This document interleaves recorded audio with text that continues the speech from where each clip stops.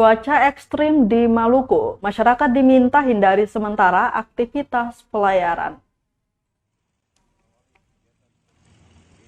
Wakil Ketua DPRD Maluku Aziz Sangkala meminta masyarakat hindari sementara aktivitas pelayaran. Pasalnya saat ini di Maluku sedang mengalami cuaca ekstrim. Menurutnya dengan berbagai peristiwa yang terjadi saat cuaca ekstrim sehingga masyarakat harus berhati-hati. Mengingat berbagai peristiwa kecelakaan laut maupun nelayan yang hilang saat melaut sudah terjadi.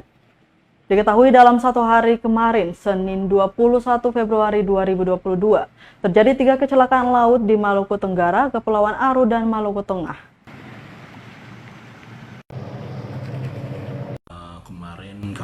Kemarin dulu di Rohmoni, lalu tadi kami dapatkan berita di Banda Eli di Maluku Tenggara, dan sebelumnya juga ada nelayan yang ditemukan setelah hilang.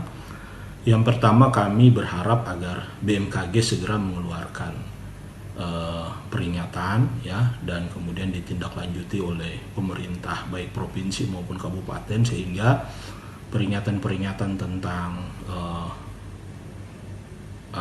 cuaca buruk, cuaca ekstrim, dan gelombang tinggi ini harus dipatuhi oleh masyarakat agar tidak dulu melakukan aktivitas pelayaran.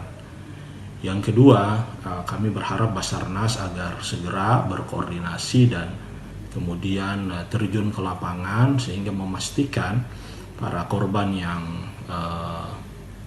terdampak itu bisa segera dicari, terutama yang di Rohmoni. Sampai sekarang kami dapatkan informasi belum ditemukan ya mayatnya, dan mungkin saja di Tual atau di Banda Eli masih ada yang belum ditemukan, agar segera ditemukan.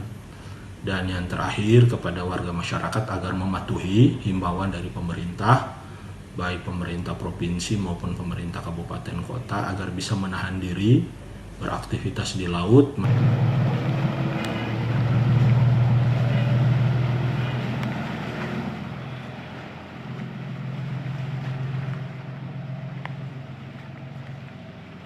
Terima kasih sudah nonton. Jangan lupa like, subscribe, dan share ya.